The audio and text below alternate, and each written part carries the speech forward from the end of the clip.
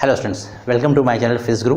आज जो हम लोग डिस्कस करने जा रहे हैं वो है यूनिट वेक्टर्स, और ये भी बड़ा क्रूशियल रोल प्ले करता है वेक्टर्स के चैप्टर में, राइट।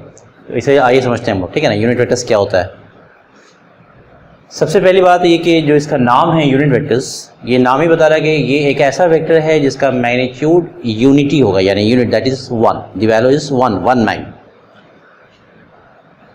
तो आइए सबसे पहले इसका डेफिनेशन समझ लेते हैं। देखिए, यूनिट वेक्टर्स का जो सोल पर्पस है, यानी the only purpose of unit vectors is to indicate the direction, nothing else. Because इसका अपना मैग्नीट्यूड तो 1 होता है, तो ये जिस वेक्टर से या जिस चीज़ से मल्टीप्लाई कीजिएगा वो उस मैग्नीट्यूड तो उसी का हो जाएगा, बिकॉज इसका अपना मैग्नीट्यूड 1 होता है। तो रहा सवाल कि और क्या पर्पस है इसका, तो इसका पर्पस सिर्फ क्या है, डायरेक्शन बताना, दैट्स इट, और कुछ नहीं। तो इसको आप ऐसे समझो, सपोज कर लीजिए कि आपके पास एक वेक्टर मैं दे रहा हूँ, this is a vector A of magnitude 5 metre और डायरेक्शन इसका ईस्ट है। सपोज कर लीजिए ये एक वेक्टर है, मैं इसके नीचे दोबारा इसको ड्रॉ कर रहा हूँ किसी खास पर्पज से, देखिएगा, ठीक है। मेन वेक्टर हमारा ये है 5 मीटर ईस्ट, ये वाला वेक्टर भी ए ही है, लेकिन मैंने अब क्या करना है, ध्यान से समझिएगा। मैं इस वेक्टर को, जिसको दोबारा मैंने यहाँ ड्रॉ किया है, इस वेक्टर को मैं 5 इक्वल पार्ट्स में डिवाइड करने जा रहा हूँ, 5 इक्वल पार्ट्स। तो वो रफली आप समझ लीजिए, जैसे 1 2 3 4 और ये 5, ये 5 इक्वल पार्ट्स हो गया मोर और लेस। तो अब इसमें क्या है कि देखिए, ये जो हर पार्ट है ये एक वेक्टर मैं मान रहा हूँ, this is every part is a vector. तो अब आप खुद बताओ कि ये 5 छोटे छोटे जो वेक्टर्स इक्वल पार्ट में हमने डिवाइड किए हैं, इन सब का मैग्नीट्यूड कितना होगा। अगर ये पूरा वेक्टर 5 मीटर ईस्ट ही है, अगर सपोज कर लीजिए कि ये पूरा का पूरा वही है 5 मीटर ईस्ट, यानी इस पूरे वेक्टर का मैग्नीट्यूड 5 मीटर है, और मैंने इस वेक्टर को 5 इक्वल पार्ट्स में डिवाइड किया, और हर डिवीजन जो लिया है मैंने वो सबको भी मैं वेक्टर ही मान रहा हूँ। तो हर इस जो डिवीजन वाला वेक्टर है उसका मैग्नीट्यूड कितना हुआ, 1 ही तो हुआ। तो इस हर वेक्टर को जो हमने डिवाइड करके यहाँ पे लिखा है या निकाला है, यानी जो इक्वल 5 पार्ट्स में हमने डिवाइड किया और सबको मैं वेक्टर मान रहा हूँ, तो इस हर वेक्टर को मैं क्या नाम दूंगा, all these vectors are known as A cap, क्योंकि ये सब एक ऐसा वेक्टर है जिसका मैग्नीट्यूड तो 1 यूनिट है और डायरेक्शन वही है जो ए का है, राइट। दैट मीन्स अगर मैं इन पांचों वेक्टर को ऐड कर दूं तो अल्टीमेटली मुझे ओरिजिनल वेक्टर ए मिल जाएगा या नहीं मिलेगा, मिल जाएगा, राइट। दैट मीन्स ये 5 इस तरह के 5 वेक्टर मिल करके ओरिजिनल वेक्टर के बराबर हो रहे हैं। दैट मीन्स कि अगर मुझे वेक्टर ए को लिखना होगा, दिस वेक्टर, तो दिस इज 5 मीटर ईस्ट है, और ये जो है ए कैप, इसमें से हर वेक्टर 1 मीटर ईस्ट है या नहीं बताइए। तो मैं इसको लिख सकता हूँ, this is equal to 5 times A cap, लिख सकता हूँ, नहीं बताइए ज़रा सा। यानी अल्टीमेटली मुझे अगर ओरिजिनल वेक्टर मुझे चाहिए तो ऐसा 5 वेक्टर अगर मिल जाए तो अल्टीमेटली मुझे ये वेक्टर मिल जाएगा। तो मैंने वही लिखा है कि original vector this vector is 5 times this vector. Ultimately इन पांचों को आप ऐड करोगे तो वही मिलेगा। तो अगर मैं ऐसे इसको ऐसे लिखूं, या अगर आप चाहो तो उसको ऐसे भी लिख सकते हो, A vector is A cap plus A cap plus A cap, like this. तो अल्टीमेटली 5 टाइम्स हो गया। So vector A is 5 times unit vector A. अब जरा ये पहचानो कि ये जो 5 है ये क्या है, ये एक्चुअल वेक्टर का मैग्नीट्यूड है या नहीं। तो मैं इसकी जगह लिख सकता हूँ, this is equal to mod of A, और ये ए कैप उतार दीजिए, this is equal to vector A. तो मैं इस चीज़ को ऐसे लिख सकता हूँ, इजी। अब यहाँ से इस मैग्नीट्यूड को आप नीचे ले आइए, इसके नीचे डिवीजन में, तो अल्टीमेटली देखिए क्या मिलेगा, this means that vector A by this magnitude, मैं नीचे ला रहा हूँ, this magnitude of A is equal to vector unit vector A. और यही डेफिनेशन है यूनिट वेक्टर ए का, या यूनिट वेक्टर का डेफिनेशन यही है। किसी भी डायरेक्शन में अगर आपको यूनिट वेक्टर चाहिए तो वो कैसे मिलेगा आपको, उसके ओरिजिनल वेक्टर को उसके मैग्नीट्यूड से डिवाइड करने पे मुझे उस डायरेक्शन में यूनिट वेक्टर मिल जाता है। इस जैसे अगर आज की बात को ऐसे पूछिए कि ज़रा ये बताओ कि बी कैप क्या होगा, तो इसी डेफिनेशन पे आप उसे लीजिए, बी कैप क्या होगा, A cap is vector A by magnitude of A, B cap is vector B by magnitude of B, जिसको आप शॉर्ट में ऐसे भी लिख सकते हैं, vector B, because magnitude of B को शॉर्ट में ऐसे भी लिखा जाता है, विदाउट एरो, जानते हैं हम लोग, पढ़ चुके हैं ऑलरेडी। तो ये है definition of unit vector A, that means unit vector along any vector, किसी भी डायरेक्शन में, या आप ऐसे कहो unit vector along any direction is obtained by dividing that vector by its magnitude.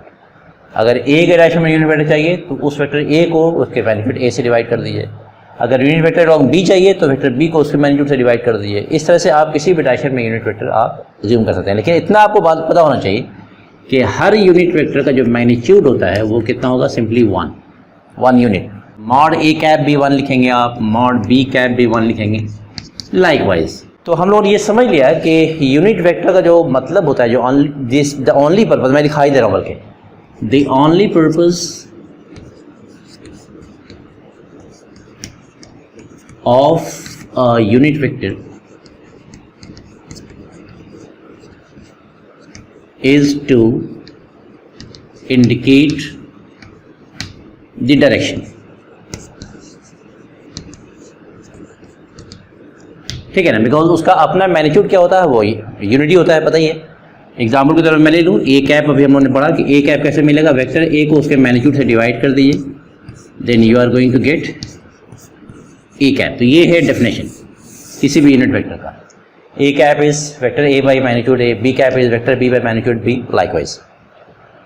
अब चूंकि इसका पर्पस डायरेक्शन बताना होता है तो कन्वेंशनली 3 यूनिट वेक्टर्स चूज किए गए हैं, 3 म्यूचुअली परपेंडिकुलर डायरेक्शंस के along, and they are I cap, J cap and K cap. I cap is along plus X axis, J cap is along plus Y axis and K cap is along plus Z axis. ये conventional directions choose किया गया है 3 unit vectors लेकर के। ठीक है, वो क्या क्या मैं लिखा दे रहा हूं कि conventionally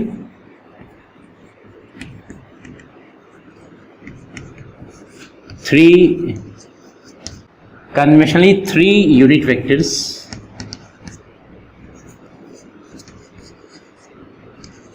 are chosen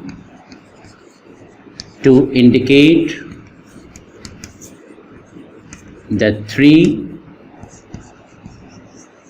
mutually perpendicular directions.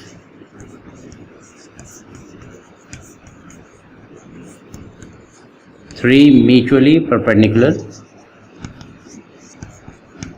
directions.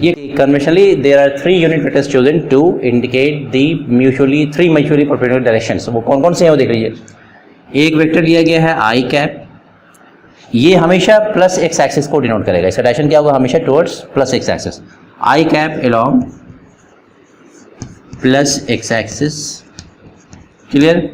J cap is along plus Y axis and K cap is along plus Z axis. तो ऑब्वियसली माइनस आई कैप किधर होगा, माइनस एक्स एक्सिस की तरफ, माइनस जे कैप किधर होगा, minus Y axis की तरफ, and minus के कैप किधर होगा, माइनस जेड एक्सिस की तरफ। क्लियर है बिल्कुल। तो ये कैसे डायरेक्शन होता है, ये इधर हो गया आपका एक्स एक्सिस, इधर ही आई कैप होगा, टुवर्ड्स ईस्ट कह सकते हैं आप, और ये आपका जो है जे कैप, ये हो गया आपका वाई एक्सिस की तरफ, ठीक है ना। और जो जेड एक्सिस है वो आपकी तरफ आ रहा है, यानी perpendicular to the board towards you. तो उसको मैं यहाँ ऐसे दिखाऊंगा डॉटेड लाइन से। ऑब्वियसली ये उस प्लेन में नहीं है, एक्स वाई प्लेन में नहीं है, दिस इज जेड एक्सिस। इसके अलोंग कौन सा यूनिट वेक्टर लिया गया है, के cap. And all these 3 axis हम लोग जानते हैं कि एक्स परपेंडिकुलर टू वाई होता है, which is also perpendicular to Z. Similarly I cap जो डायरेक्शन होगा, it is perpendicular to J cap and which is also perpendicular to K cap. यानी ये तीनों वेक्टर्स एक दूसरे से 90 डिग्री बनाते हैं, बिल्कुल क्लियर होना चाहिए आपको, बिकॉज ये तीनों डायरेक्शंस को इंडिकेट करते हैं, एक्स वाई जेड एक्सिस, ये तीनों भी म्यूचुअली परपेंडिकुलर डायरेक्शंस में है। Similarly I cap, J cap and K cap, ये तीनों भी क्या है, म्यूचुअली परपेंडिकुलर डायरेक्शंस को डिनोट कर रहे हैं, राइट। और तीसरी चीज़ क्या कि इन तीनों का मैग्नीट्यूड भी क्या हो गया, यानी mod I cap, mod J cap, mod K cap, ये सब वैल्यू कितने के बराबर होगी, only 1, because all these are unit vectors. तो ये बिल्कुल क्लियर हो जाना चाहिए कि ये 3 कन्वेंशनल यूनिट वेक्टर्स चूज़ किए गए हैं, क्या बताने के लिए, ये 3 म्यूचुअली परपेंडिकुलर डायरेक्शन बताते हैं। आई हमेशा प्लस एक्स एक्सिस को डिनोट करेगा, जे हमेशा प्लस वाई एक्सिस को डिनोट करेगा जो हमने यहाँ लिख रखा है, and K is always along plus Z axis. All these three unit vectors I cap, J cap and K cap are mutually perpendicular to each other, सब एक दूसरे पे 90 डिग्री बना रहे हैं। एंड तीनों का जो मैग्नीट्यूड होगा वो क्या होता है 1। वो हम लोग पढ़ ही चुके कि भाई जितने भी यूनिट वेक्टर्स होते हैं उनका मैग्नीट्यूड क्या होता है 1 होता है। तो anyway this was all about unit vectors. ठीक, अब देखिए इसमें करना क्या है कि सपोज कर लीजिए हमारे पास इस तरह से कोई वेक्टर्स है, this is X axis, Y axis, origin, ये आपका वेक्टर है ओ ए जिसको मैं ए बोल रहा हूँ। हम लोगों ने ये ऑलरेडी पढ़ रखा है, कंपोनेंट हम लोगों ने पढ़ा है अभी। इसके दो कंपोनेंट होंगे इसको अगर मैं सी मान लूँ तो एक्स एक्सिस पे जो कंपोनेंट आता है उसको ए एक्स बोलते हैं, X component of A, and this is known as A Y, Y component of. और जस्ट अभी हम लोगों ने क्या पढ़ा कि एक्स एक्सिस के अलॉन्ग जो यूनिट वेक्टर होता है उसको आप आई कैप लिखते हो, वाई एक्सिस के अलॉन्ग जो होता है वो जे कैप होता है। इसमें चूंकि वेक्टर हमारा एक्स वाई प्लेन में तो इसको इसमें जेड एक्सिस की जरूरत नहीं है, और जब जेड एक्सिस की जरूरत नहीं है तो के कैप की भी जरूरत है। के कैप जो यूनिट वेक्टर होता है वो जेड एक्सिस के अलॉन्ग होता है। तो ये सारा का सारा काम अभी हम 2 डायमेंशनल प्लेन में कर रहे हैं। तो अब आप देखो कि अगर मुझे इस वेक्टर को यूनिट वेक्टर के टर्म में लिखना हो, वेक्टर ए को, तो मैं क्या लिखूंगा, दिस इज वेक्टर ए, मैं कंपोनेंट वाइज जा रहा हूं। तो अगर किसी इसको आप जस्ट लाइक डिस्प्लेसमेंट समझो, चीजें क्लियर हो जाएंगी। एक बंदे को जाना है ओ से ए यूजिंग म्यूचुअली परपेंडिकुलर डिस्प्लेसमेंट्स। तो पहले वो x में जाएगा, आप पहले y में भी जा सकते हैं, कोई दिक्कत नहीं, लेकिन जस्ट कन्वेंशन को फॉलो कर रहा हूँ मैं कि पहले वो o से c गया, तो o से c जो लेंथ है वो तो ax है, तो सिर्फ ax लिख देने से काम नहीं चलेगा, बिकॉज ये सिर्फ मैग्नीट्यूड बता रहा है।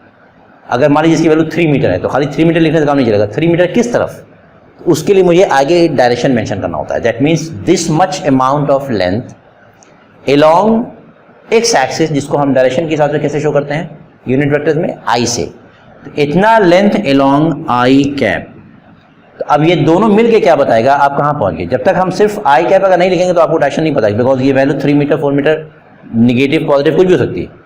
तो ये चीज़ क्लियरली बता रहा है कि भाई ये वैल्यू आपकी रहेगी कुछ और ये डायरेक्शन।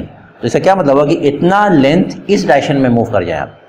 तो अल्टीमेटली जब इतना लेंथ इतने इधर मूव करोगे तो कहाँ पहुँचोगे, ओ से कहाँ पहुँचोगे आप सी तक, इतना लेंथ अलोंग आई डायरेक्शन। तो हम सी तक पहुँच गए और मुझे जाना उसे ए, कैपिटल ए तक।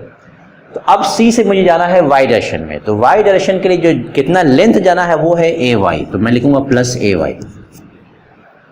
और ऑब्वियसली ये न्यूमेरिकल वैल्यूज दी जाती हैं, है ना, 3 मीटर 4 मीटर जो भी दिया रहा है, और फिर डायरेक्शन आगे अटैच कर देते हैं। तो ए वाई इज द मैग्नीट्यूड, ये लेंथ है, लेकिन ये लेंथ किस तरफ जाना है, जे में या माइनस जे में, तो वो आगे मेंशन करना होगा।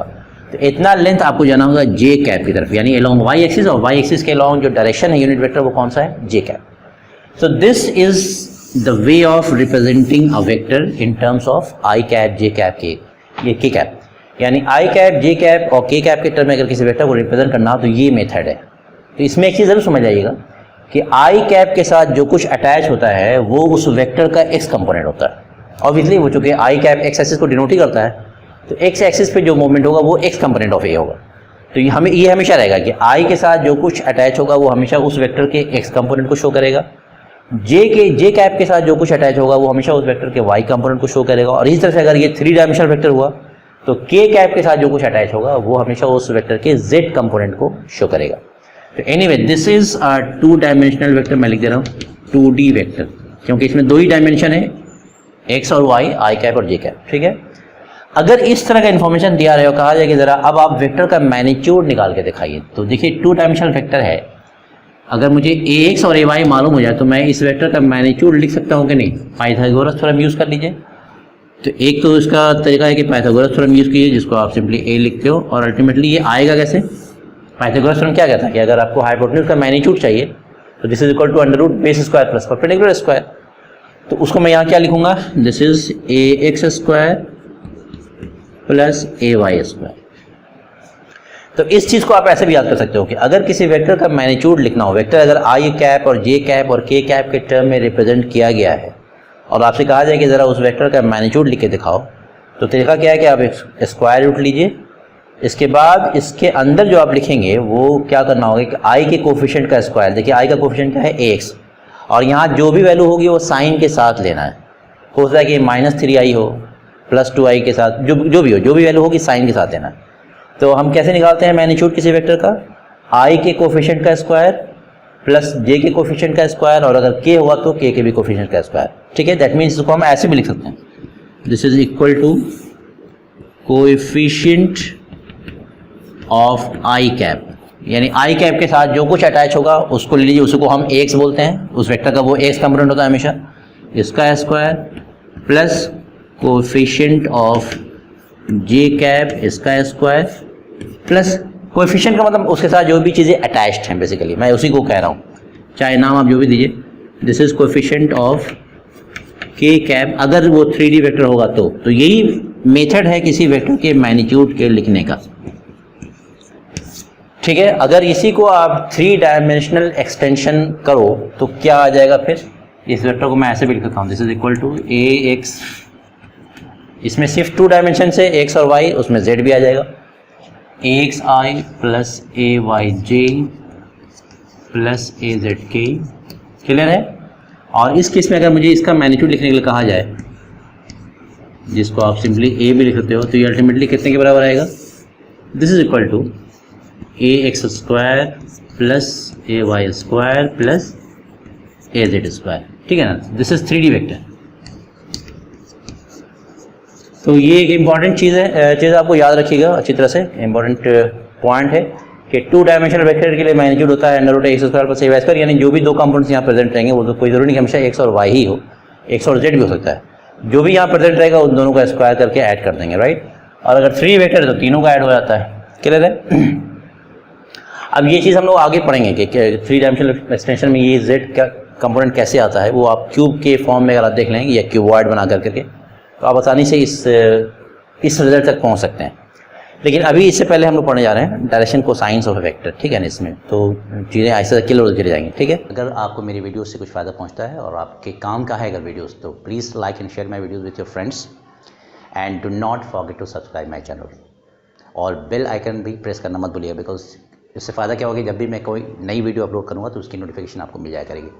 Thank you very much.